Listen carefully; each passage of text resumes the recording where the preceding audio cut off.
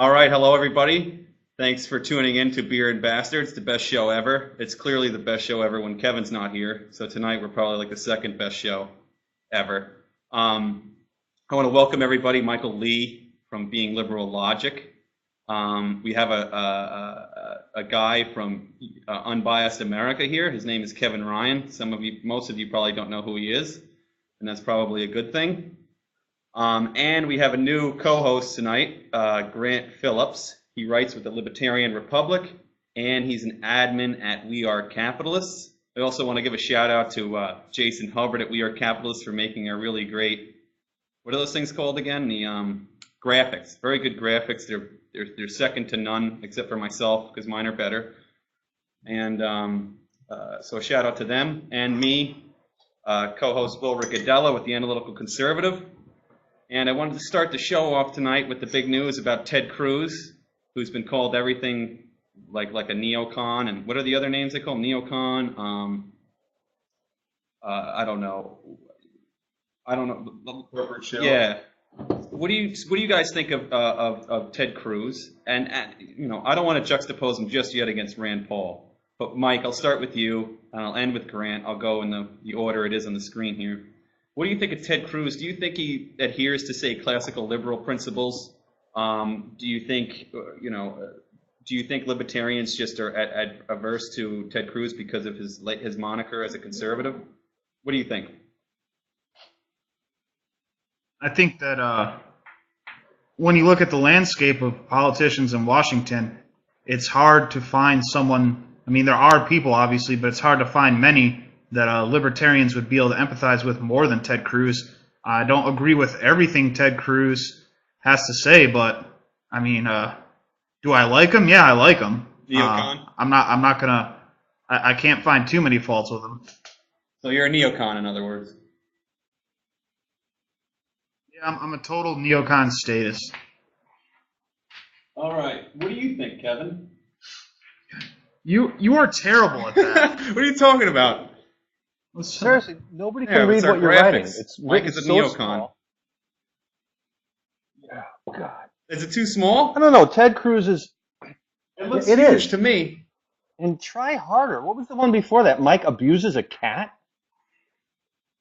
What's wrong with you? What are you, sniffing glue?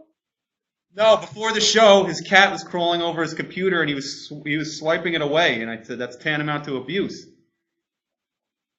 We had to call PETA. Yeah, we called animal control. Yeah. It's very abusive. All right, now go ahead and give us your thoughts on Ted Cruz, Kevin. I know you're gonna love him. All right. What I think about. I know you love. I know because Yeah. What I think about McCain's Ted not out there again. You're all upset about it. So go ahead and tell us how much you hate Ted Cruz because he's anti-establishment. Well, let me tell you about Ted Cruz. You shared this on Unbiased America yesterday, I think. It was a graphic from Wall Street Journal. How conservative are GOP presidential candidates? And, I mean, it's listing a good 30, 40 people here, potential candidates. Cruz is listed as the most conservative. Both, it looks like they're combining his public statements with his voting record, and they come up with an average. And of all the people on the list, starting with Chris Christie being the least conservative, Ted Cruz is the most conservative. And they even have some historical candidates sprinkled in here. Barry Goldwater is less conservative than Ted Cruz, according to this metric.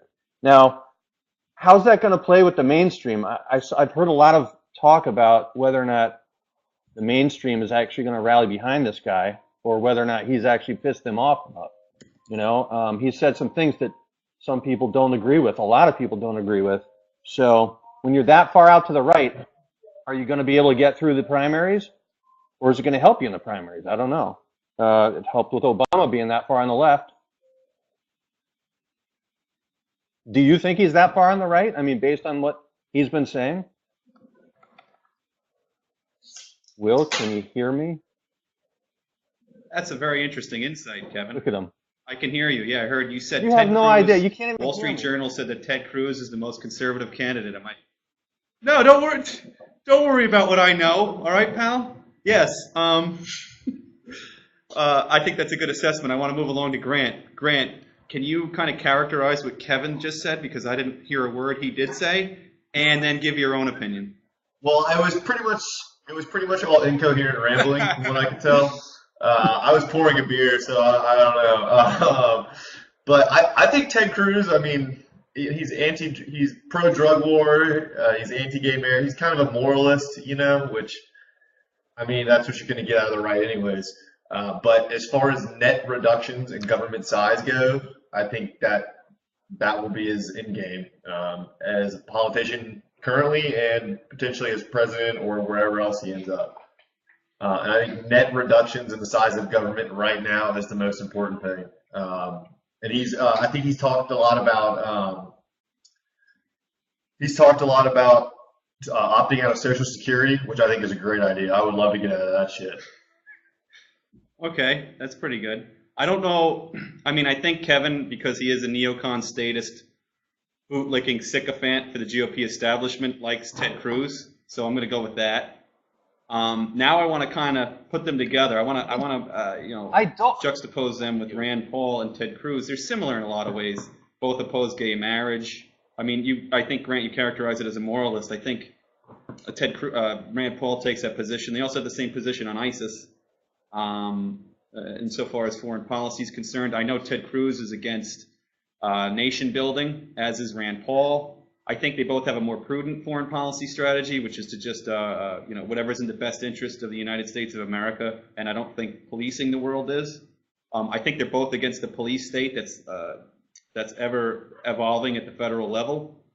What do you think, Mike? I think there's more similarities, far more similarities, than there are differences, insofar as they're both really adhere to the rule of law. That's what they're most concerned about. I don't really take issue with their moral stances because there's not much that they can do from the federal level. What do you think? I think, yeah, if you're asking, are there more similarities than there are differences? Oh, for sure. There's a lot more similarities than there are differences. And the differences, for the most part, are pretty minor. I don't think that, I think that most people, at least from a libertarian bent, would probably prefer Rand Paul, and I think there are people out there that also doubt Ted Cruz's sincerity. My concern is actually that because they're so similar and because they'll probably be going after a lot of the same voters in the primary, that they might end up splitting votes and letting someone like Jeb Bush, who takes the core of the Republican Party, start winning states because people, Tea Partiers and Libertarians may be splitting between Ted Cruz and Rand Paul a little bit. That would be my main concern because they're so similar. So that's the main issue I have with Ted Cruz deciding to run, is because I think everybody knew beforehand it was kind of Rand Paul's time to shine, and Ted Cruz actually came in, was supposed to be kind of a supporter of Rand Paul, and now he might take votes from him. So that's what concerns me. That's a legitimate concern. I mean, I could see that. I'd like to see the competition. I want to see what they both say. And I mean, I just want to get the base to be galvanized. And I think if Rand Paul and Ted Cruz ran, it would really excite the base. Kevin, what do you think? Do you think there's more similarities? Do you think there's more differences? Do you think a lot of it is just an ideological love fest for one over the other? No, I think both of them started their careers as the Tea Party favorites. So, a lot of the people in the Tea Party are going to be stirred up by their candidacies. I think it's interesting that both of them are trying to co-opt certain voting bases that you wouldn't think that they would be going for.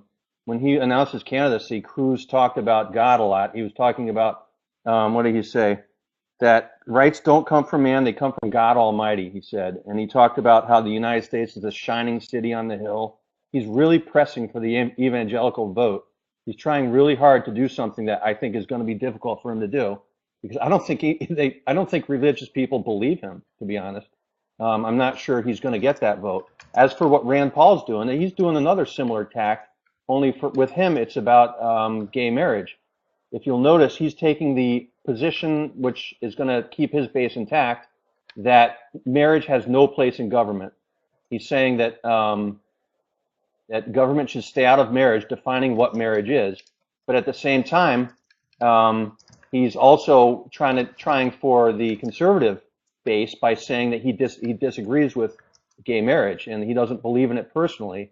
So he's trying to play the middle, and I think both of them are, in some respects, are trying to court voters that they're going to have a hard time getting, and I think both of them are heavy underdogs when it comes to getting through their primaries.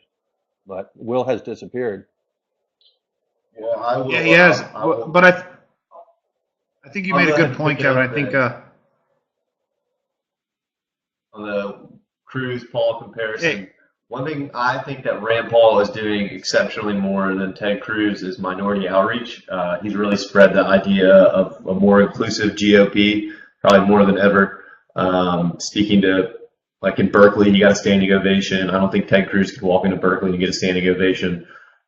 He's been to Chicago and done that thing, and a couple other places on the East Coast that are typically minority liberal groups, and done very well. They're very well received. But to Mike's point, yeah, it's going to be a split vote in the primaries, and the minority outreach is not going to matter in the primaries because they're all registered Democrats anyways. But the one big difference I see is, again, I know I said this before, is the moralist thing. Rand Paul is on the other end of the spectrum as far as that goes. He's anti-drug war. He's got that that bill going with Cory Booker. And Ted Cruz, of course, wants to enforce federal law on all the legal marijuana states while also claiming that states should decide gay marriage. So it's kind of this weird back and forth between the role of federal government and the role of state government. And I think that could come back to bite him, but I don't know if it would be in the primaries. yeah. Well, yeah, I agree. And to Kevin's point, too, I think that it's interesting that Cruz is trying to go after the religious right. That's kind of Santorum's area, but when you look, I think Cruz has more appeal to general election voters than Santorum would have. So it's interesting that I feel like maybe he's trying to steal some of those people away, hoping that if he can get them and some of the Tea Party people, he'll still be well positioned for the general. I think that's his strategy. Well, both of them have big holes in their bases. I mean, both of them are going to have a tough time competing for the average conservative voter, and both of them are trying to fill those holes. And I'm not sure. I think Ted might be a little more successful going after the religious right. I'm not sure Rand is going to be all that successful, but don't count out the fact that there's a lot of people that want Rand. They like his last name. They like his dad. There are a lot. He brings a lot of enthusiasm to the table, and he's got this whole narrative surrounding him that the media is playing into, that he's the interesting candidate. He's the one that, the standout guy. He's not like the rest, he's not like the rest of these people. And interestingly also, if you look at his numbers, if he should get through the primaries, which I frankly don't think he has a chance in hell, simply because, he comes from a different background and has a lot of different, I don't think he's going to be able to get through Will, shut the fuck up. Anyways.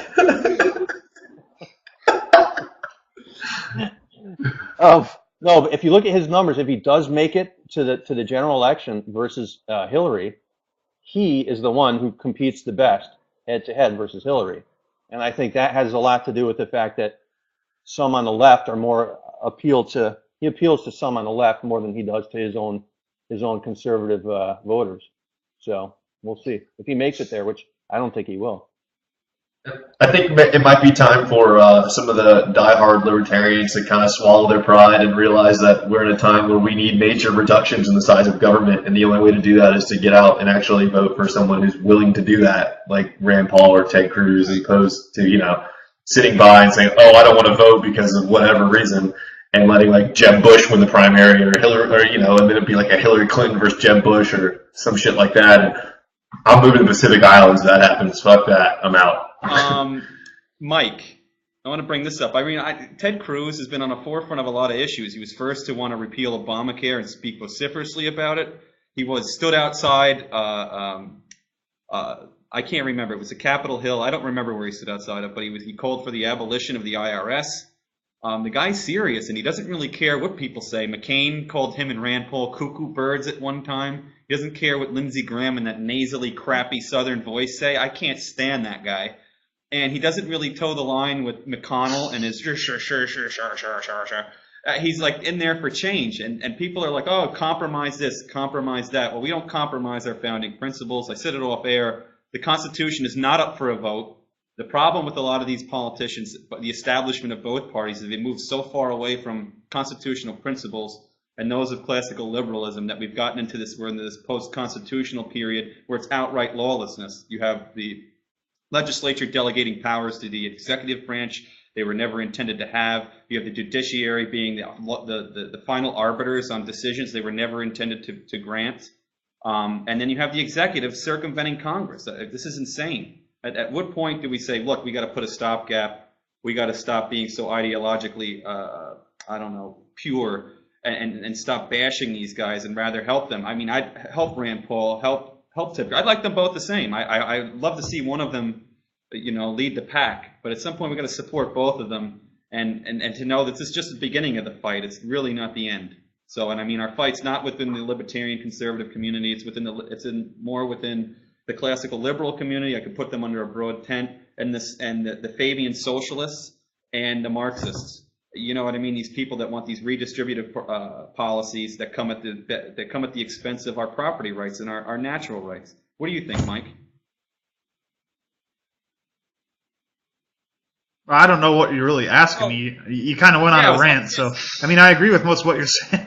I agree with most of what you're saying. If that's what you want, you want some confirmation of what you were talking about. What do you think about the libertarian conservative dichotomy? Do you think it's constructive? Do you think it's destructive? At what point do we get rid of this "how pure are you" nonsense, or this libertarian purity test, and then and move on and try to try one step at a time, try to lessen the scope of government? How many libertarians are there? Not many. How many libertarians are there? I want them to vote. Is it really a big issue? You're probably, that's a good point. So do I. What do you think, Grant? You want to say something? Well, Gary Johnson's running for president again, and everyone's all the libertarian, pages are all blowing up. Like, everybody go out and vote for Gary Johnson. So what? He can win 1% of the vote, and then Hillary Clinton can be president. Great. Back to square one. And it's not just libertarians that have the purity test. You see a lot of people, they want conservatives to be, religious conservatives. That's on the primary. They say that they're always talking about, analysts are always saying, well, some people run too far to the right, and then when they get into the general election, they can't win. But then again, the last two primaries, they've taken McCain, they've taken Romney, the people that they thought could run down the middle and win the general, and that didn't work either. So it's interesting. I think. Go ahead, Mike. I'm sorry. But I think you'll see the same dynamic in the Democratic Party. I think a lot of people that are way to the left in the liberal purity test are going to be challenging Hillary Clinton because Hillary Clinton voted for Iraq War. Hillary Clinton doesn't have shining liberal credentials, and you got Elizabeth Warren coming up, who's a liberal hero. Obviously, I hate Elizabeth Warren, but liberals are going to. If there's a pure liberal test, then Hillary's going to be forced to the left of Warren on some issues, and that should be interesting too. So it's not just libertarians. The good news for us is at least libertarians are so small that Rand and Cruz can at least try to win over the Republican base with our support, and then hopefully after that, then we can work on a general. So at least we have a small base to work with to get on board. Those are good points. The aspects of Ted Cruz. I was listening to a speech of his the other day, and he mentioned the founding fathers and so on and so forth, the natural rights and where our rights come from. And then a couple of the pundits, and this is on the Fox News station, are saying, man, this guy is way far right, and he's probably too far right for the rest of the fields. And if that case, all the founding presidents up until James Monroe are all too far right. James Madison's too far right. Jefferson's, these guys are all too far. What does that mean? Our Constitution's too far right in that case. Rand Paul's too far right. He espouses the Constitution. So our founding principles are too far right for a lot of these people. I don't understand it. A Common Core, that's nonsense. That was never intended by the founders and framers. That has nothing to do with liberty. That's ridiculous. That's a power grab. A lot of these things from the federal government are power grabs. And a lot of establishment Republicans and Democrats facilitate it. What do you think, Kevin? You're kind of an establishment bootlicking GOP's big government statist. Do you agree with me? Do you think a lot of this? Do you think that Rand Paul and Ted Cruz types stand on the outside? and are kind of trying to fight their way in. I think they represent a lot of the libertarian values and a lot of the conservative values, and we don't have a All right, voice. shut up. Just stop talking, will you? All right, Jesus good. Christ. Get the pepper grinder going. You can't shut this guy up. Listen, here's the thing. Number one, you're buying into a media narrative. You're buying into a left media narrative, which is that there's such a thing as too far right. I mean, is there socially too far to the right? Well, then you have to argue what is the social right, and that's a different ballgame. But is there really such a thing as too far to the right when it comes to some of the the liberties and so forth? I don't think so. I mean, we were supposed to have a constitution that protected us, and now some of the very things in the Constitution are being called too far to the right, which is an odd notion, considering that's what we're supposed to be following. But the other thing I want to bring up is that the bigger problem, I think, for Republicans is there's a lot more variation on the right than there is on the left. Exactly. I think on the left you've got the far left and you've got the left. On the right, I think the right has co-opted in a certain way libertarians. I don't think there's as many left libertarians. In fact, I've never been quite sure what the hell that even means. But I think the right has a lot more variety. You've got religion. You've got the New England conservative, which are totally different ballgame than conservatives anywhere else. You've just got a lot more variety on the right, and so it's tougher to keep everybody happy, and things tend to split apart. And that's why when you have a large amount of different potential candidates, you've got a lot of people rooting for a lot of different people, and you're going to split apart the vote. And so I think they're always going to have a tougher time bringing together the vote on the conservative side than you are for liberals. That's a way to say it. What do you, Grant? I mean, and to Kevin's point, do you think that that like the media and most definitely the left and establishment Republicans are kind of moving the spectrum, the political spectrum, saying that the Constitution here, man, that's really far right, and this living Constitution and progressivism, that's really political pragmatism. What would you say to that? Well, I think a lot of those things have been sort of reinterpreted with various labels that don't really mean anything. They're just pretend to mean something. So you hear this word progressive. Well, what progressive to what? Like to socialism? That's not very progressive. And then at the same point, what Kevin said on the left of the political spectrum, you have moderates, and then you have far leftist socialists. And I think what happened in 2012 and 2008 really. Was a lot of the moderates went to Obama because they were tired of what they perceived was the sort of the far right of the Bush years, which realistically wasn't far right at all. It was, again, kind of moderate pandering to the neocon establishments like Kevin, and then also at the same time that sort of switched to the moderate progressive left. So they kind of played really both sides of the ball game, and it ended up being the same thing, an establishment. So there is no, as far as the establishment goes, there is no left or right. It's just the establishment, and they just kind of play it off with whatever label was trending at the time. That's a good point. That's clear enough. Do you think people like the establishment and these big government types are looking to shift the political spectrum? I'm sorry, you broke up a little at the end of your question. Do you think that like big government politicians specifically and those in the media are looking to shift the political spectrum more in their favor, meaning that progressivism has become like political pragmatism, whereas constitutional republicanism was political pragmatism at the founding? Do you know what I mean? Yeah, for sure. You see this all the time when they talk about Washington not getting anything done and Washington needs to compromise and all this stuff. Well, here's the thing. Compromise is great as long as it's within the framework of the law. But a lot of the times what they want to compromise on is actually illegal. And Congress takes an oath to the Constitution. That's the law they have to follow. So if the compromise you want to make is outside of the limits of what Congress's power is, well, I don't care how much they're not willing to compromise. They're not allowed to compromise. They're not allowed to compromise constitutional principles. But the media has painted this picture where, oh, well, if you don't want more government, well, you're just not willing to compromise, and they're definitely pushing the spectrum towards more big government, and they're pushing away. They're minimizing what the actual role of government is supposed to be in the debate, and just saying, hey, if you don't compromise, well, you're just not getting anything done, and you're not doing anything for anybody. That's a good point. Back to the Cruz and Rand Paul thing. I have an interesting question. I want to give it to Kevin first, so he could butcher it, and then you guys can clear it up.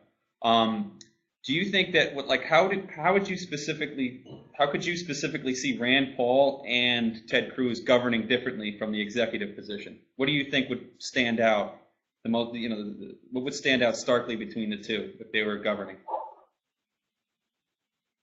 Between the two, or the two of them versus everybody else? I think if you looked at those two versus anybody else. No, between the two. Between the two, I don't know. Right? Yeah, I don't know. I don't know how they would be different. I do know, and I said this, it was last week or 2 weeks ago, that I think there's going to be, if Rand Paul especially ends up becoming somehow a miraculous victor to the presidency in 2016, I think there's going to be a lot of disappointed people. And it's not because he's not going to try. I just don't think there's a whole lot that you can do if you don't have the party apparatus, or if you don't have the legislature underneath you agreeing to put through legislation that you want. It's just going to be very difficult for him to really get any of his vision done. And I think you see that a lot in his voting record, where his talk is a lot different than his voting record. What he talks about in his voting record are two different things. Somebody else raised this last time. Does he have the chance to vote on what he wants to vote on? It might be that he can talk the talk, but the legislation that gets put up there is just not what he wants to vote on. So his voting record and his talking points are very different. They're the most divergent of any candidate for the Republican nominee.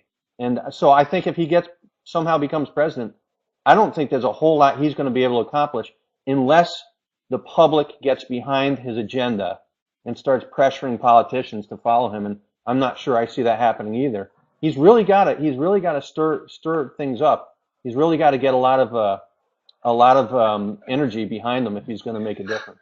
I'm sorry, Mike keeps screwing around, so it's clearly all Mike's fault. Anyway, that's a good assessment. Grant, my original question, you'd probably like this question a little bit more. How could you see Rand Paul governing differently than Ted Cruz, if at all? Well, I think Ted Cruz has shown that he has a little bit more aggression as far as it goes with getting things done on his own in a way. He stood and made a green eggs and ham speech for hours on end about Obamacare. Probably well knowing that it wasn't going to actually do anything, but he just did it anyways. So I could see him being, and as oxymoron as this sounds, being pro-liberty via executive order. I just see him the person doing that, and I don't necessarily agree with that approach, but I could see him doing that. Whereas Rand, thus far, has shown to be the one to reach across the aisle, and I think he would be more prone to do that, and I think he's building the support to do just that. Now, whether his minority outreach is successful in getting him elected, let's say he gets elected partially because of his minority outreach, how that translates into getting stuff done after he wins the presidency, I'm not really sure, because I would assume that most of the people would remain registered Democrats. So I don't know. I really couldn't speak to how that would actually affect the legislative outcome. But I would think it would be for the positive, just because that's how our democracy works, or whatever you want to call it. Mike, I want to bring that to you. Do you think Ted Cruz's uncompromising position, this kind of Lone Ranger attitude, do you think that would hurt him as an executive, or do you think that would help him? Well, as an executive in today's climate, it would probably hurt him. Just today's Washington. You look, the media will look at it and they'll say, look, Ted Cruz isn't willing to work with Congress. He just wants to do his own thing. He doesn't care about you. He just cares about himself. Yada yada. That's how it will get painted. With Ted Cruz's attitude. There's a lot of people talking about Ben Carson. I mean, I don't know much about. I like Ben Carson. I think he's a brilliant guy. I just think that coming in as an untrained politician, that's a really good thing. I think that's excellent. He's coming from the outside. The problem is he can't handle a lot of the media scrutiny. The questions are only going to get tougher. I don't know how he'll answer them or how he'll respond to that. What do you guys think? Kevin, what do you think of Ben Carson? Do you think he's just the only reason he has legitimacy now is as an outsider? And if he's not an outsider anymore, do you think he loses his luster? Go ahead. No, he's definitely an outsider, and he comes from the Tea Party movement too. But he has some more legitimacy when it comes to trying to capture the religious right. I mean, he talks very biblically all the time. He's always talking about passages from the Bible, and you'll remember when he started out, where he came to the forefront was at, I believe it was a Bible breakfast or something, where he was criticizing President Obama, and people took notice, and people said, this guy's willing to stick up to Obama. And I don't think a lot of people at the time realized how far, his religious views are, but I think that's going to scare some people. In this day, it scares people if you're too religious. So when it gets to the general election, I think he's going to turn off a lot on the left. Maybe not, I could be wrong, but I think the religious power that he brings to his position might scare a lot of people away. But then again, I'm in New England where it's a liability if you're religious. Do you think the criticisms are valid, or is it just racism from the left and the right? Or is everybody just racist? Because I'm going to go with the latter. If the criticisms of Carson are racism? No, I don't think they're sure? racism at all. No, I don't at all. You were such a statist. I think you're probably racist. I'm not. But I'm... God, I hate you, really. No, I think you're legitimate. I think I hate you. Grant, No, I think there's legitimate criticism. Of course, I'm just kidding around. Guy doesn't understand a joke. This is the problem with Kevin. Anyway, Grant, what do you think about Ben Carson? I think you'd probably give him the most scathing review. What do you think? Yeah, he has repeatedly come out as anti-gun, and that's huge for me. I own a fair amount of firearms, so I think he actually came out in support of the assault weapons ban. Don't quote me on that, but that was some time ago. And I think he really just got caught up in a moment of, like you said, the Obama prayer breakfast thing where he criticized Obama right in front of him, and then the whole Obamacare debate that followed shortly after that. And of course, he's a doctor, so he can weigh in on all these things. And as far as healthcare goes, he did make some really great points about people paying their own costs and not following this path of a bunch of insurance for everybody, because that doesn't work. But as far as president goes, I wouldn't say he's really conservative, and I definitely wouldn't vote for him in the primary. He seems to, again, be pandering to the sort of moderate, kind of getting away from the Liberty Tea Party thing to probably appeal to the more minority vote, to be honest. I think he would make a great cabinet member. Good point. Mike, how do you feel about Dr. Ben Carson? I'm mostly in line with Grant, and I think Grant hit upon a really good point, and that's that Ben Carson kind of burst on the scene because he's a physician, and he was able to criticize Obamacare, and people respected that. And I think that's kind of how he burst onto the scene. But from a constitutional conservative or a libertarian perspective, I think he leaves a lot to be desired. I wouldn't personally vote for Carson. I don't know if he would make a good cabinet member or not. Yeah, I guess it would depend on the situation. But yeah, I think Grant hits most of the main points that I would have said anyway. Mainly with the healthcare, that's how he got onto the scene. But what qualifies him other than that to be someone that we would want to vote for? I don't see much there. I kind of wanted to move on now because everybody's probably tired of hearing about presidential candidates. And I know Grant knows something about this. Is 3D printing.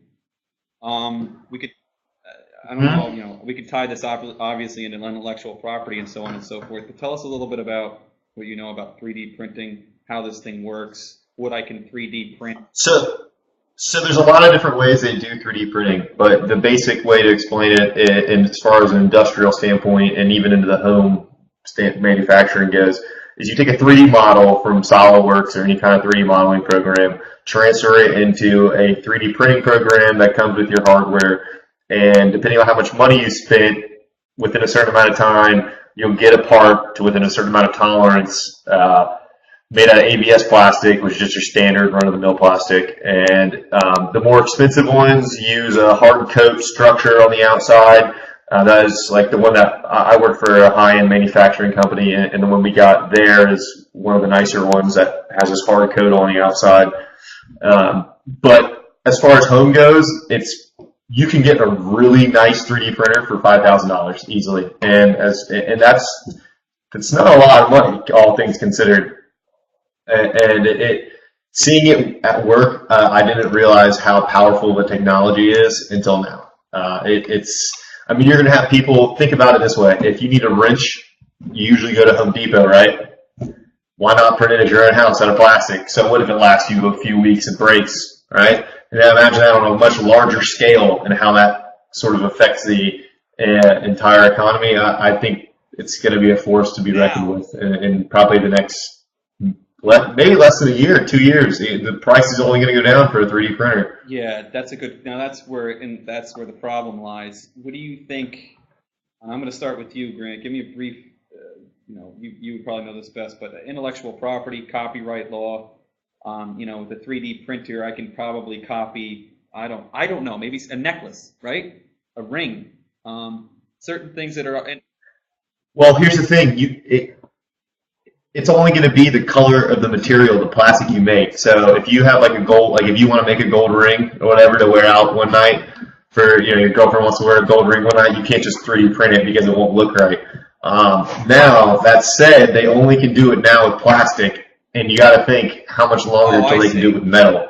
And once they start doing it with metal, it's only plastic and biomaterials. Like they started experimenting with organs and things like that. But when they can start doing it with metals, which I think probably will happen at some point, then we'll have a serious debate about how that affects like your IP and I mean, they 3D print homes now. Like that's incredible. There are certain things like, let's say, figurines, like a Ninja Turtle. I know Kevin still plays with Ninja Turtles. He talks to me about them all the time. I'm like, what do I care about Ninja Turtles? But he's just trying. I guess he said this is. Well, you like the My Little Pony. No, I'm definitely a brony, but that's out of bounds. That's out of bounds, right. Dude. But you can, you can copy these things like certain plastic things, and I mean, I don't know. Probably they won't go after you because of the cost of litigation. But let's say, can people mass produce things on there? Can they copy and mass produce counterfeit? Well, that's the current issue is throughput. So you can print something. And let's say you can print something in 2 hours, right? But then you have to take down the printer, pop the part off, boil it in water to get all the excess plastic off of it, and then you got to set it up again and run it. So from a throughput standpoint, you probably can't like start mass producing figurines and little tools and stuff through your house, But like a friend of mine, he works for the toy company Technics. You remember those things, the little things that click on to the little gear looking. Remember those? Okay, so he works for them, and they bought him a 3D printer for his home, and he can make all his parts he needs at home. His is probably the size of a PC, and that's a lower end model. I mean, the one that we have at work is like 6.5 feet tall. Okay, so that's the size of It does an 8 by 8 cube. All right, Mike, we got into IP a little bit there. And I mean, there's a lot of libertarians that feel that IP is unnecessary. And then certainly with the advent of 3D printers, and like Grant said, if you could start to replicate other materials and manipulate other things, you may be, you may be intruding on other people's private property, things that have been taken out of the commons through IP law and copyright laws and trademarks and trade dress and so on and so forth. What do you think? Do you think this is a problem? Do you think IP is legitimate? Or do you think it's illegitimate? And do you think technology will, I don't know, do you think technology will render intellectual property useless at some point? Go ahead. No, I don't think technology will render intellectual property a moot point. But I do think that it presents some problems to intellectual property. I think there's a role for intellectual property to play. But when it comes to 3D printing, I see it kind of similar to downloading music. Downloading music is a violation of intellectual property, but it's very unenforceable, But the difference for me is, can you pass off work as your own? Now, if you take a part and you sell it, you mass produce it and you sell it, and it's someone else's design, yeah, I have a problem with that. But if you're just gonna, download it at your house like a wrench so that you can use it to fix something, yeah, okay, that's technically a violation of intellectual property, but it's along the same lines as downloading music. It's unenforceable. So I don't have as much of a problem with that. Where I would have a problem is if people start mass producing something that someone else invented. That would be where it would become more of a problem. So now, why would you? What get in your view? I'm stuttering here. I see that Josie's on the chat. And I'm getting all flustered. See, Kevin gets very jealous. Don't be jealous. All right, we have a thing, and it's not a real thing, but I like to think that it is. I'm actually. She's my daughter. Oh, that's why. She is my You're daughter. Definitely, okay. Be honest. You're her grandpa, right? Stop trying to pass her off as your dad. Anyway, Mike, what do you think is a legitimate case for IP? Let's more broadly. Do you think it adds to incentives, or do you think it's an invasion of other people's property rights? Let's say I hold a patent on an idea for, I don't know, a sprinkler. And then at my place, I have the materials to make a sprinkler, put a sprinkler together, and the government comes along and says, look, you can't have that sprinkler. That was somebody else's idea. And you can't manipulate your private property to do the same thing that belongs to somebody else. Do you think that's necessarily a bad thing? Do you think there's an incentive structure created by it? Go ahead, let me know and educate me, enlighten me. Well, I think that, like I said, I think there's a role for intellectual property to play when it comes to making a profit, because I think there is an incentive structure, and I think studies have shown, economic studies have shown, there's an incentive structure that is best used, and intellectual property helps that. When it comes to doing something like you said, where it comes, I'm going to make a sprinkler and maybe it's close to a copy of something that you invented, I don't have a problem with stuff like that. You can do what you want with your property. My problem is if you sell it for a profit. So you take someone else's property. Like, let's say I wrote a book. I have a problem if I write a book, you write the same exact book and then sell it for a profit. That's where my problem. Okay, and those are two different things. Go ahead. Well, Go ahead. I just want to jump in. Really quick. So you can actually buy. This is kind of different. 3D printing is really easy because all you have to do is take a model and just drop it in, and boom, it's done.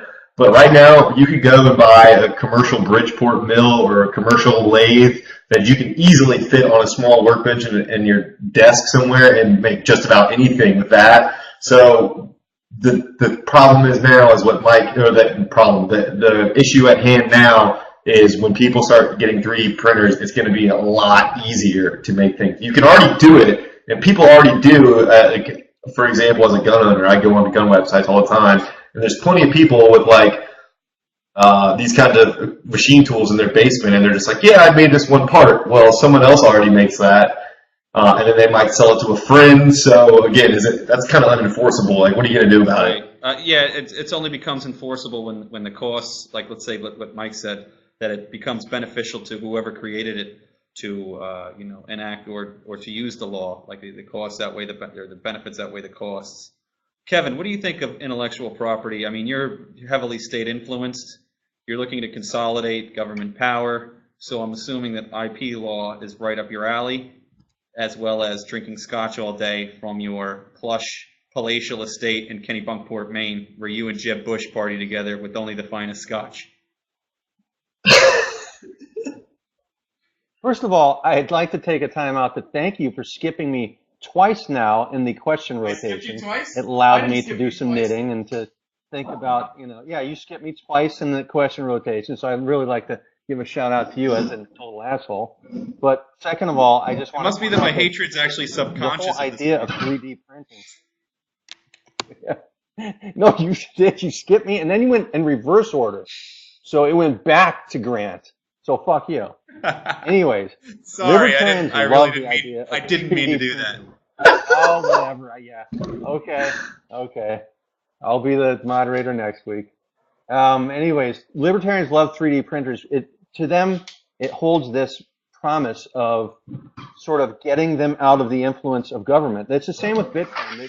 They think of these technologies as being something that's going to free them from, in the case of Bitcoin, the government monopoly on currency, versus, with 3D printers, the government monopoly on intellectual property, or at least their right to enforce intellectual property, as well as the reason that they love, for example, guns. There's certain regulations, gun regulations, that they think that they can actually get passed using a 3D printer.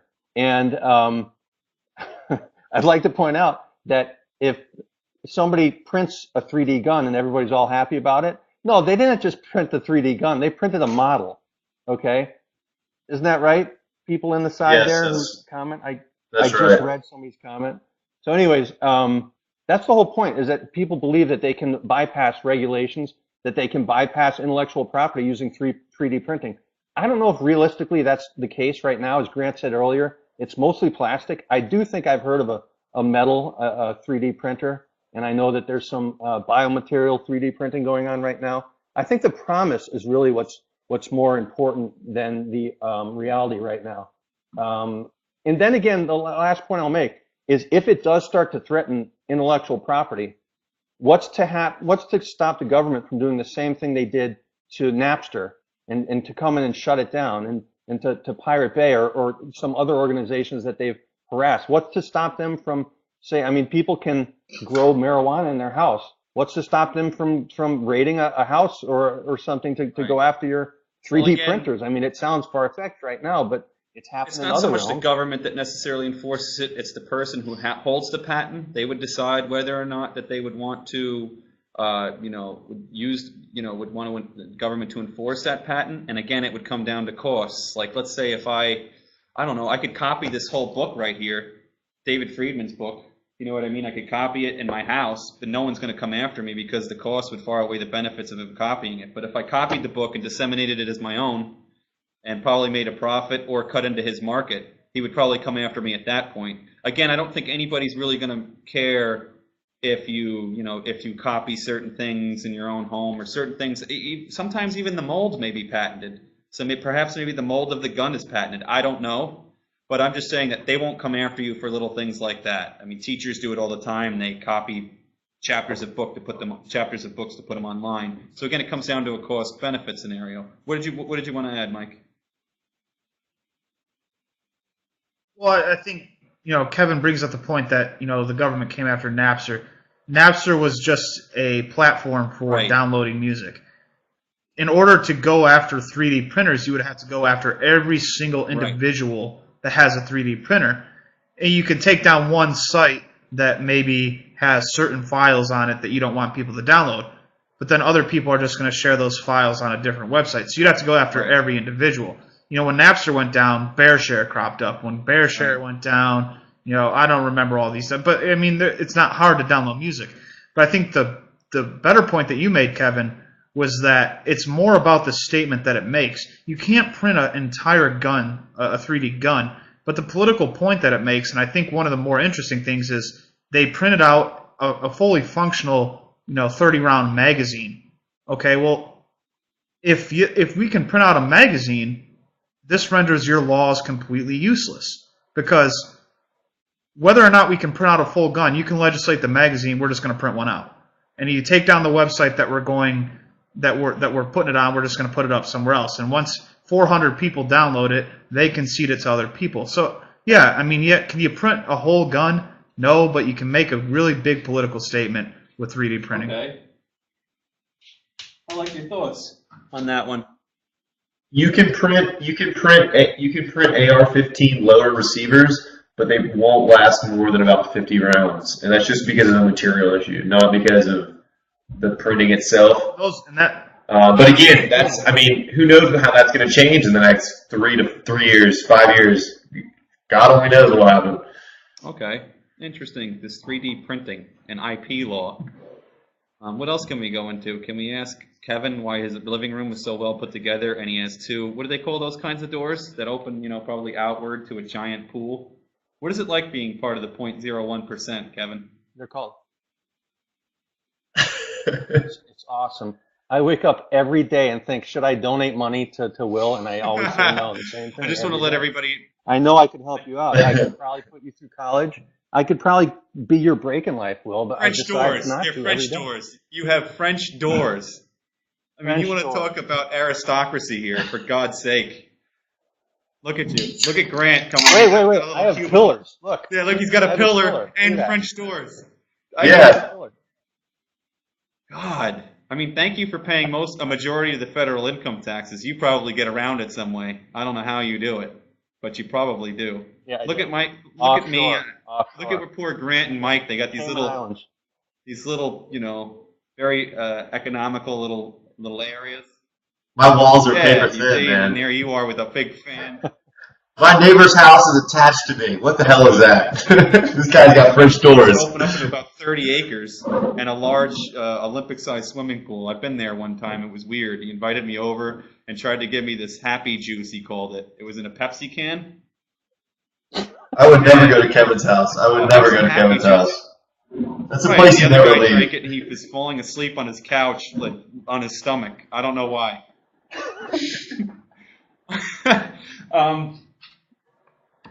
What else did we say we wanted to talk about today other than Kevin's Michael Jackson-like tendencies?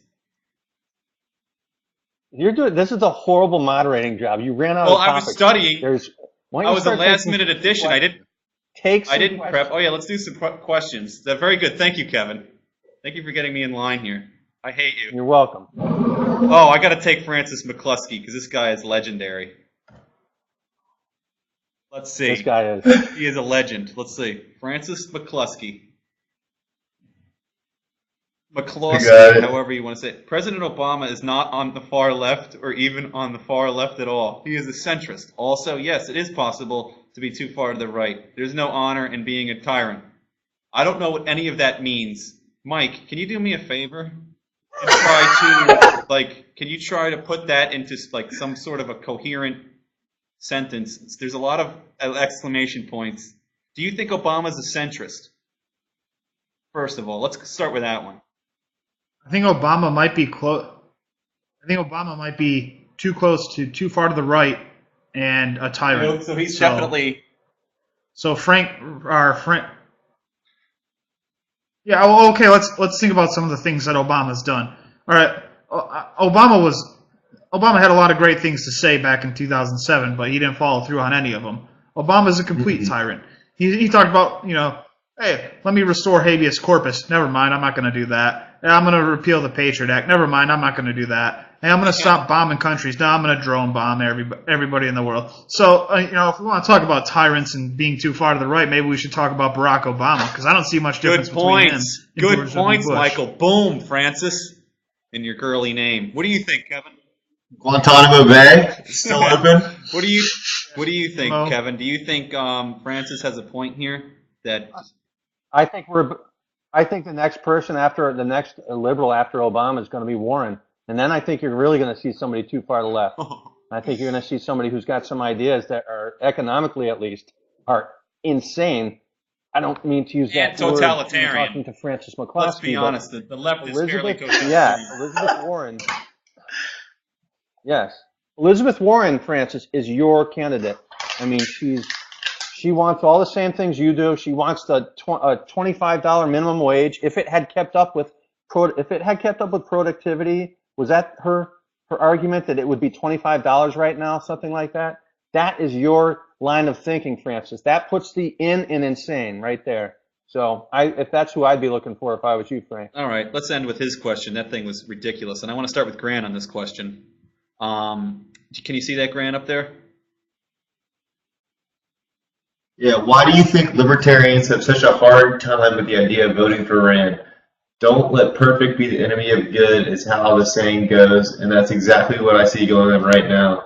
The system, as it is right now, makes it near impossible for a pure libertarian candidate to win, so the best choice would be to support Rand, and then it stops. I guess it's a character movement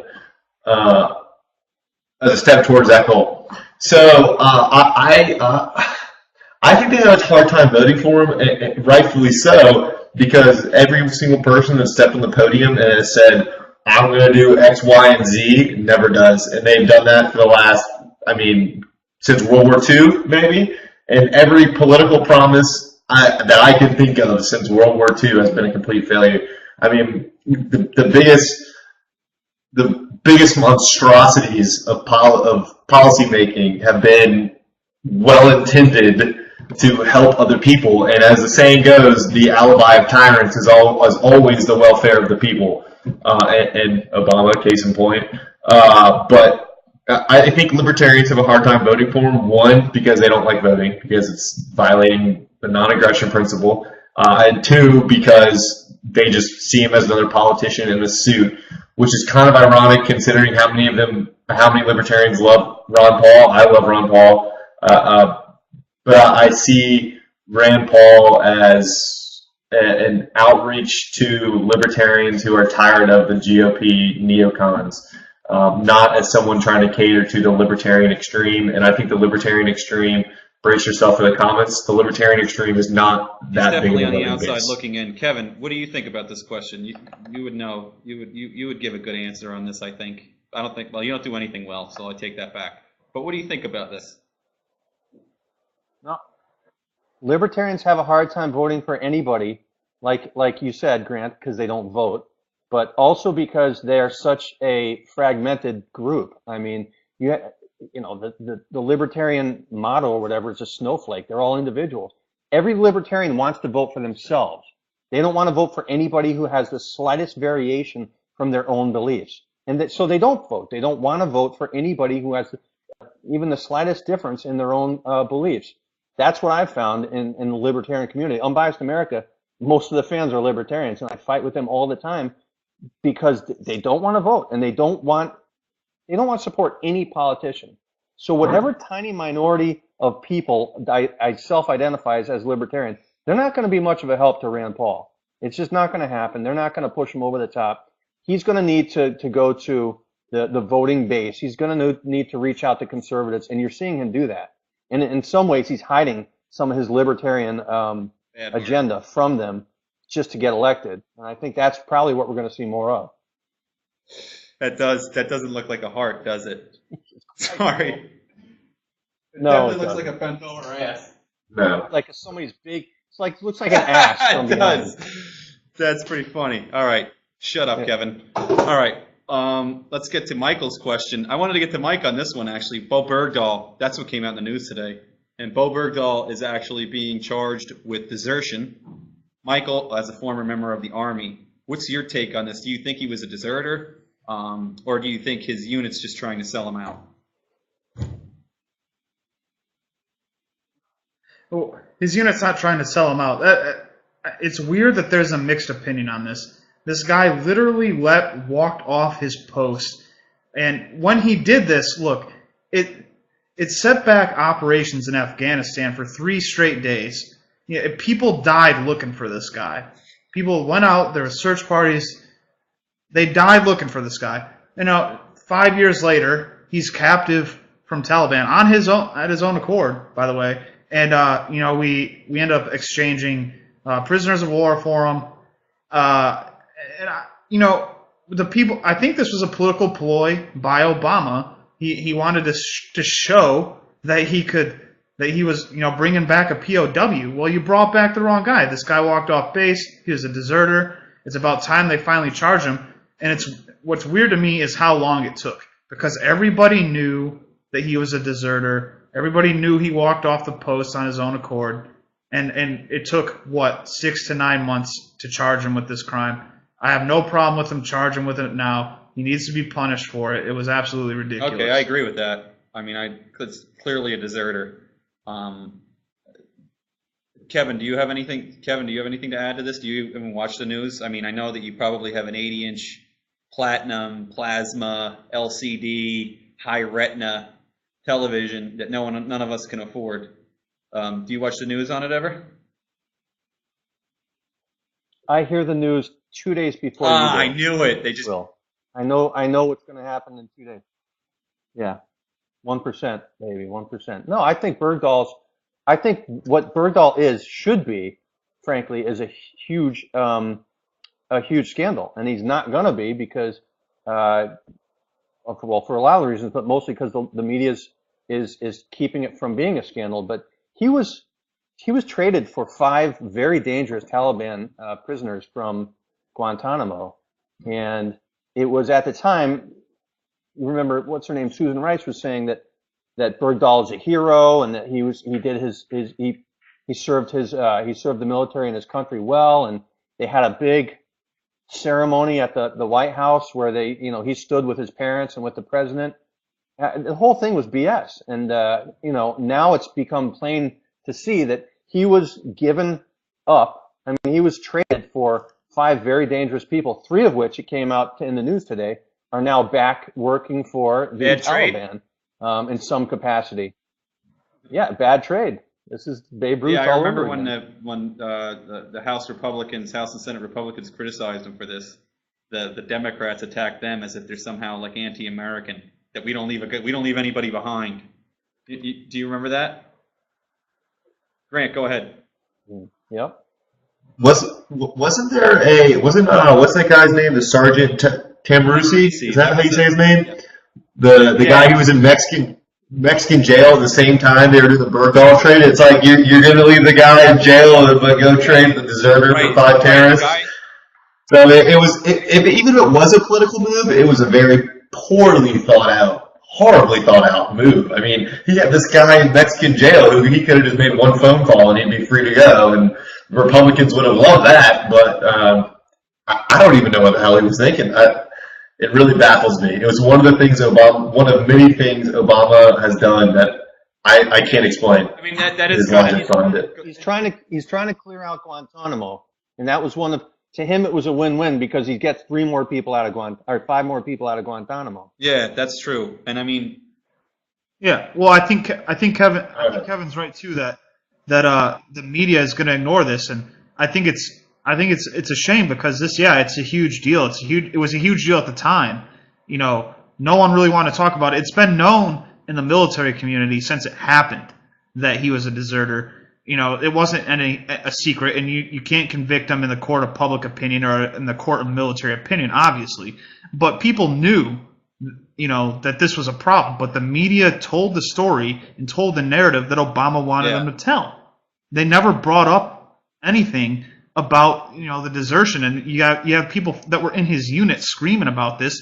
They didn't even bring it up. You at least had to bring it up. And now 6 months later, now they're finally charging him. But yeah, it should be a bigger scandal than it is. You let go of terrorists to get him. You never brought it up to begin with. You didn't even listen to people in his own unit. To me, it's just mind blowing that the story was never reported in a fair way. This goes to the broader problem with Obama negotiating anything and negotiating the Iranian deal now, and his just stance on foreign policy is very sophomoric. It's very inchoate. He doesn't seem he's just a very bad leader. And we need a new guy like a Rand Paul or a Ted Cruz. These guys that lead, they stand on principle, and both of them do. And that principle, I think, is the Constitution, which I can get into that all day. But Grant, I want to go to this next question. What do you think of 3D printed jet engines? Do you think that could ever happen? I don't know. I didn't click on the Guardian link, but that seems to be a little far-fetched.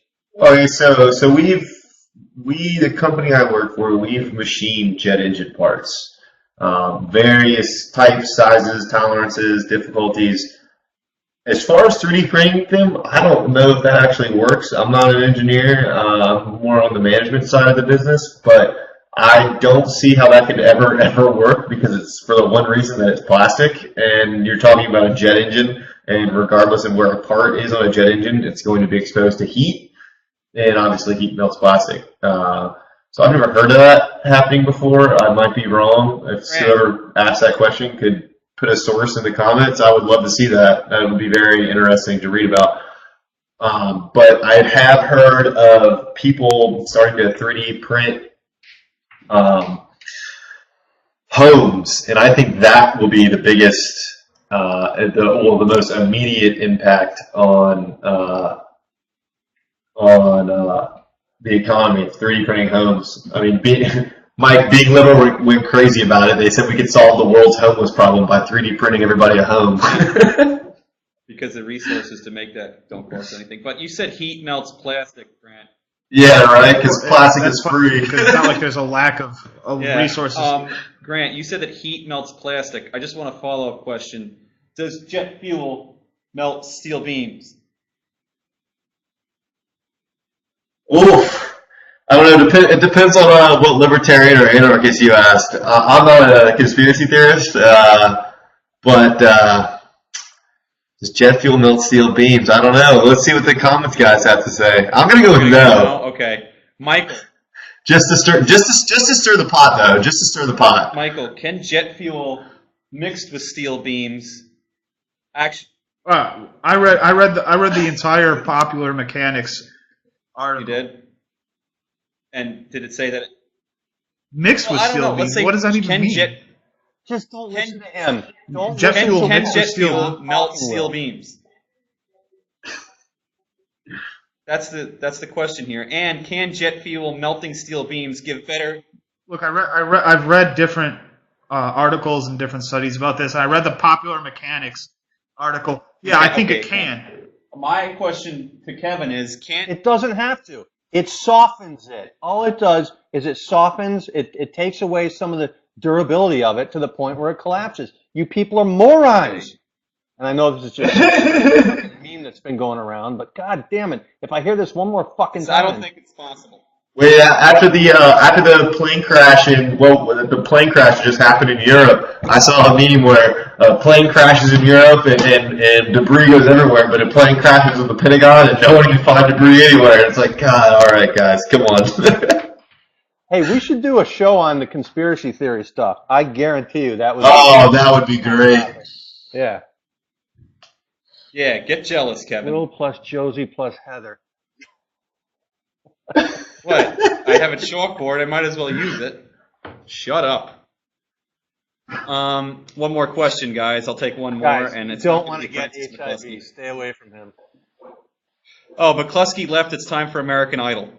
So, here's one. Oh no, we answered Ben Carson. I don't want to get into that one. Oh, I'll have to take a McCluskey one. Here's a good question. Cruz is very anti-gay and very anti-poor. He does not deserve to be this country's president. And Rand Paul doesn't either! Exclamation. Ben Carson also doesn't deserve to be the president. He hates gay people too. Our next president should be Hillary Clinton, Elizabeth Warren, or Bernie Sanders. Now, I'm going to pull a question out of this. And I'm gonna pose it to all three of you guys. Who do you think would destroy the country more? Hillary Clinton, Elizabeth Warren, or Bernie Sanders? Bernie Sanders would. And here's the reason why. I think Elizabeth Warren, I don't think she's actually sincere. I think that she plays this role so that she can kind of conjure up some excitement and some votes, but I don't think she's actually sincere. I think Bernie Sanders is completely sincere in all of his economic opinions and everything he says. I think he's a totally sincere guy, which to me, if he was ever elected president, I don't think that he would be someone that would cave to special interests, which is unfortunate for him because I think that he would actually try to implement a lot of the ideas he espouses, which would be extremely dangerous. So yeah, I think Bernie Sanders could do a ton of damage only because more than Hillary and Elizabeth Warren, because I believe he's absolutely sincere in his stupid opinions.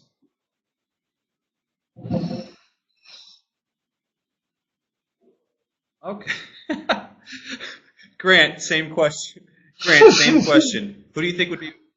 All right, so let me just start off by saying one of the things that really annoys me about the liberal left is that they completely continue to go on about how they're anti-corporatist, but then they support people like Elizabeth Warren and Hillary Clinton. It's like, okay, guys, so let's take a step back here. I happen to go with Hillary Clinton, and it's a close one with Elizabeth Warren because of how I did a post at We Are Capitalists about her, and she is just really out there. But Hillary Clinton, on the other hand, is just in the Wall Street pocket. I mean, she's a Keynesian by birth. She's a hawk. Look what she did to Libya. And I'm only picking Hillary Clinton because I can actually prove how ridiculously insane she is. And then she had the speech the other day where she said she wants to put adults in fun camps. That one kind of threw me for a loop. I wasn't really sure what she's going with that. Kevin's, he always calls it fun camp. He's like, Will, come to my fun camp and drink some of my fun juice. And I'm like, I don't know if I want to go to your fun camp. She said we have a fun deficit. Were her words. We have a fun deficit in America, so adults need to go to fun I'm camp. starting to question you guys. So I think Hillary Clinton, but only on the grounds that she has a proven historical track record as Secretary of State and as a senator of being just a tyrant and authoritarian. And Elizabeth Warren, she just talks crazy. If she really is that crazy, she probably is, but I'm going to go with Hillary. Okay, Kevin, I have a new question for you. Well, we're going to have three completely. Oh, a new question. All right. I have a, well, it's kind of an offshoot of this one. Did you get the term fun juice and fun camp from Elizabeth Warren, or did Elizabeth Warren get those terms from you? That's my IP. And you did have fun here, by the way, so shut the fuck up. I don't remember. You don't remember having fun. I don't remember if I had trust fun. me, the pictures show that you had fun, okay? It's the best kind of I left in fun. a wheelchair. That I remember. No, I'm going to answer this question because I think we have three different. I think I'm going to vote for Warren because I think there's a lot of people on the left who actually believe her shit, her tripe. She comes up with some economic. People think that she's like this economic genius. When if you know anything about economics, the things she says are so wrong that it's frustrating. And Will, you and I have talked about this. Some of her theories, some of the things she comes up with, a lot of the people on the left, oh yeah, that's right, yeah, it's wrong. It's all the things that she says. People believe her, and she's completely fucking nuts. And if she becomes president, people are really gonna take her words as expert opinion, and they're not. They're from a fucking idiot. Well, I don't mean to say that. I don't mean to sound like I'm racist against Indians or anything, but you know, she definitely is a. Well, you're clearly anti-Native American, so you know, I was questioning that. I was wondering about that. Now you're Native. We knew this already, though. Yeah, it's very confirmed at this point. But we kind of went over here because it's a great show. I want to remind you guys. Hold on a second. I got an email. But I want to remind you guys to follow Unbiased America. I don't want you to listen to anything that Kevin ever says ever. But he ran a great page, built it up from nothing, mostly with my help probably, but not really. I also want you to follow Grant's page, and I don't want to screw this up, but I want to say it's a Libertarian Mind. No, the modern libertarian. God damn it, Kevin. Or God damn it, Will. Can't do it. You both look the same. You're the same hair. What do you want from me? Modern libertarian. Where's that coming from? Wait a minute. Hold on a second, Michael. I think he did use Yes, Just for he Men. does. Do you have a red tint in your hair? He copied my haircut and is trying to copy my hair color. He does have a red tint. All right, I'm moving along now. I mean, you're trying to become me. All right, Michael, I want you to follow Being Liberal Logic. Michael's a great page. He also does really great websites. He's also on Being Classically Liberal, where he comes out with some excellent content. Michael's a great writer. Other than that, he struggles, mainly in social situations where his ineptitude shines through. Also, I want you guys to know that on Spreecast tonight, you can watch Eye on the Empire, a foreign policy show that starts at 9 p.m. Eastern, which I think is well past Kevin's bedtime. I'm pretty sure. Isn't that right? Doesn't your wife make you go to bed pre-9 p.m. because you get something about you being cranky? Okay. That's right. I have to get my 16-year-old libertarian wife to Oh, yeah. Now you have just Digestive problems, perfect too. life over there in Kenny Bunkport, huh? Jeffrey Tucker's going to be on. Scott Horton's going to be on. It'll be a good show. Again, I want to thank We Are Capitalists, Grant from We Are Capitalists, and Jason from We Are Capitalists. It's a great page. Follow it. And, of course, The Analytical Conservative, which is the best ever, empirically proven to be the best of all time. But thanks again. Well, I want to thank all two of you. Yeah, and I want to thank all three of the people that our posts reach every week. And thanks for tuning in. And I'll talk to you soon. No, I'm not from Boston. I'm from New York. I'm from New York, for God's sake. All right. Pepper grinder. Pepper grinder. All right, everybody. Thanks for coming on.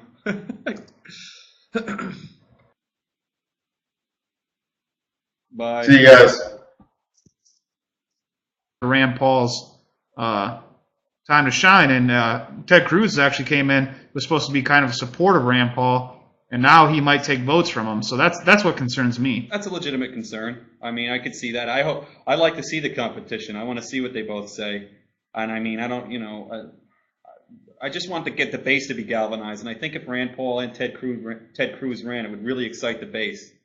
Kevin, what do you think? Do you think there's more similarities? Do you think there's more differences? Do you think a lot of it is just an ideological love fest for one over the other? No, I think both of them started their careers as the Tea Party favorites. So, a lot of the people in the Tea Party are going to be stirred up by their candidacies.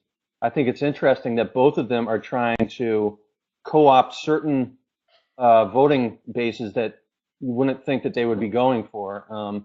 When he announced his candidacy, Cruz talked about God a lot. He was talking about, what did he say?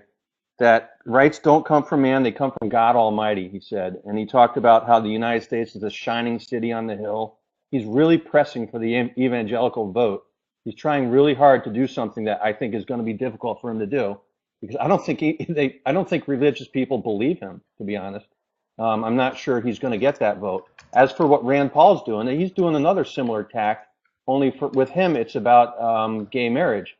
If you'll notice, he's taking the position, which is going to keep his base intact, that marriage has no place in government. He's saying that that government should stay out of marriage, defining what marriage is. But at the same time, he's also trying for the conservative base by saying that he disagrees with gay marriage and he doesn't believe in it personally. So he's trying to play the middle, and I think both of them are, in some respects, are trying to court voters that they're going to have a hard time getting, and I think both of them are heavy underdogs when it comes to getting through their primaries. But Will has disappeared. Yeah, I will. Yeah, he has. I will, But I think you I'll made go a ahead good and point, pick it Kevin. up I think on the Cruz Paul comparison. hey, One thing I think that Rand Paul is doing exceptionally more than Ted Cruz is minority outreach.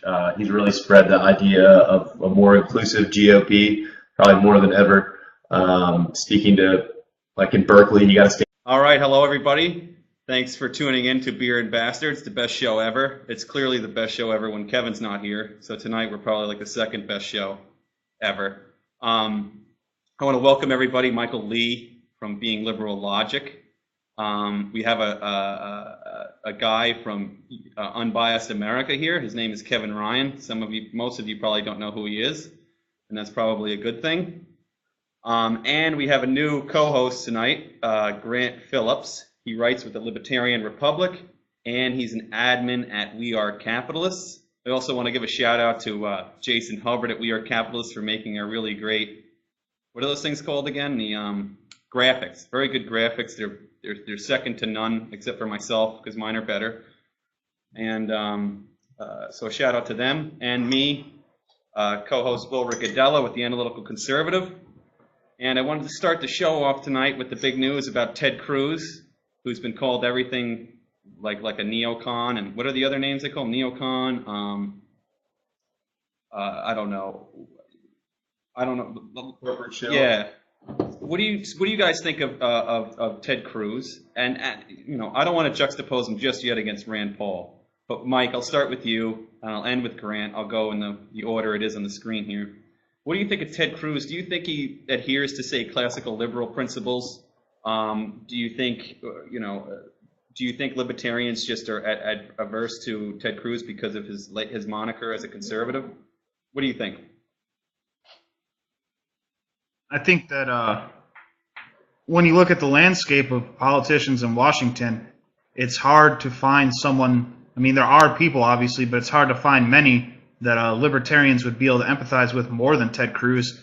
I don't agree with everything Ted Cruz has to say, but I mean, do I like him? Yeah, I like him. Neocon? I'm not gonna. I can't find too many faults with him. So you're a neocon, in other words. Yeah, I'm a total neocon status. All right. What do you think, Kevin? You are terrible at that. What are you talking about? Seriously, nobody Yeah, can it's read our what you're writing. graphics. It's Mike written is a so neocon. small. Oh, God. Is it too small? I don't know. Ted Cruz is. It looks It huge is. to me. And try harder. What was the one before that? Mike abuses a cat? What's wrong with you?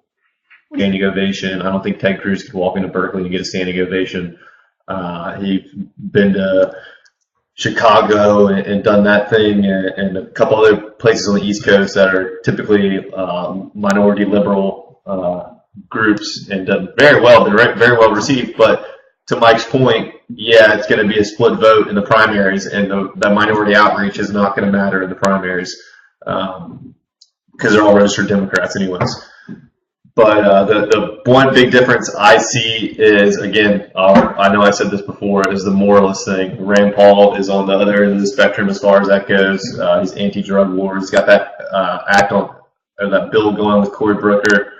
And Ted Cruz, of course, wants to enforce federal law on all the legal marijuana states while also claiming that states should decide gay marriage. So it's kind of this weird back and forth between the role of federal government and the role of state government. And I think that could come back to bite him, but I don't know if it would be in the primaries. Yeah. Well, yeah, I agree. And to Kevin's point, too, I think that it's interesting that Cruz is trying to go after the religious right. That's kind of Santorum's area, but when you look, I think Cruz has more appeal to general election voters than Santorum would have. So it's interesting that I feel like maybe he's trying to steal some of those people away, hoping that if he can get them and some of the Tea Party people, he'll still be well positioned for the general. I think that's his strategy. Well, both of them have big holes in their bases. I mean, both of them are going to have a tough time competing for the average conservative voter. And both of them are trying to fill those holes. And I'm not sure. I think Ted might be a little more successful going after the religious right. I'm not sure Rand is going to be all that successful. But don't count out the fact that there's a lot of people that want Rand. They like his last name. They like his dad. There are a lot. He brings a lot of enthusiasm to the table. And he's got this whole narrative surrounding him that the media is playing into, that he's the interesting candidate. He's the one that, the standout guy. He's not like the rest, he's not like the rest of these people. And interestingly also, if you look at his numbers, if he should get through the primaries, which I frankly don't think he has a chance in hell, simply because, he comes from a different background and has a lot of different, I don't think he's going to be able to get. You sniffing glue? No, before the show, his cat was crawling over his computer and he was swiping it away, and I said that's tantamount to abuse. We had to call PETA. Yeah, we called animal control. Yeah. It's very abusive. All right, now go ahead and give us your thoughts on Ted Cruz, Kevin. I know you're going to love him. All right. What I think about I know because Yeah. What I think about McCain's not out there again. You're all upset about it. So go ahead and tell us how much you hate Ted Cruz because he's anti-establishment. Well, let me tell you about Ted Cruz. You shared this on Unbiased America yesterday, I think. It was a graphic from Wall Street Journal. How conservative are GOP presidential candidates? And, I mean, it's listing a good 30, 40 people here, potential candidates. Cruz is listed as the most conservative. Both, they combine, it looks like they're combining his public statements with his voting record, and they come up with an average. And of all the people on the list, starting with Chris Christie being the least conservative, Ted Cruz is the most conservative. And they even have some historical candidates sprinkled in here. Barry Goldwater is less conservative than Ted Cruz, according to this metric. Now, how's that going to play with the mainstream? I've heard a lot of talk about whether or not the mainstream is actually going to rally behind this guy, or whether or not he's actually pissed them off enough. He said some things that some people don't agree with, a lot of people don't agree with. So when you're that far out to the right, are you going to be able to get through the primaries? Or is it going to help you in the primaries? I don't know. It helped with Obama being that far on the left. Do you think he's that far on the right? I mean, based on what he's been saying? Will, can you hear me? That's a very interesting insight, Kevin. Look at him. I can hear you. Yeah, I heard you said You Ted have no Cruz. idea. You can't even Wall hear Street me. Journal said that Ted Cruz is the most conservative candidate. Am I? No, don't worry. Don't worry about what I know. All right, pal. Yes. I think that's a good assessment. I want to move along to Grant. Grant, can you kind of characterize what Kevin just said, because I didn't hear a word he did say, and then give your own opinion? Well, it was pretty much all incoherent rambling from what I could tell. I was pouring a beer, so I don't know. But I think Ted Cruz, I mean, he's pro-drug war, he's anti-gay marriage, he's kind of a moralist, which, I mean, that's what you're going to get out of the right anyways. But as far as net reductions in government size go, I think that will be his end game as a politician currently and potentially as president or wherever else he ends up. And I think net reductions in the size of government right now is the most important thing. And I think he's talked a lot about opting out of Social Security, which I think is a great idea. I would love to get out of that shit. Okay, that's pretty good. I don't know. I mean, I think Kevin, because he is a neocon statist, bootlicking sycophant for the GOP establishment, likes Ted Cruz. So I'm going to go with that. Now I want to kind of put them together. I want to juxtapose them with Rand Paul and Ted Cruz. They're similar in a lot of ways. Both oppose gay marriage. I mean, I think, Grant, you characterize it as a moralist. I think Rand Paul takes that position. They also have the same position on ISIS. Insofar as foreign policy is concerned, I know Ted Cruz is against nation building, as is Rand Paul. I think they both have a more prudent foreign policy strategy, which is to just, whatever's in the best interest of the United States of America, and I don't think policing the world is. I think they're both against the police state that's ever evolving at the federal level. What do you think, Mike? I think there's more similarities, far more similarities, than there are differences, insofar as they're both really adhere to the rule of law. That's what they're most concerned about. I don't really take issue with their moral stances because there's not much that they can do from the federal level. What do you think? I think, if you're asking, are there more similarities than there are differences? Oh, for sure. There's a lot more similarities than there are differences. And the differences, for the most part, are pretty minor. I don't think that, I think that most people, at least from a libertarian bent, would probably prefer Rand Paul. And I think there are people out there that also doubt Ted Cruz's sincerity. My concern is actually that because they're so similar and because they'll probably be going after a lot of the same voters in the primary, that they might end up splitting votes and letting someone like Jeb Bush, who takes the core of the Republican Party, start winning states because people, Tea Partiers and Libertarians may be splitting between Ted Cruz and Rand Paul a little bit. That would be my main concern because they're so similar. So that's the main issue I have with Ted Cruz deciding to run, is because I think everybody knew beforehand it was kind of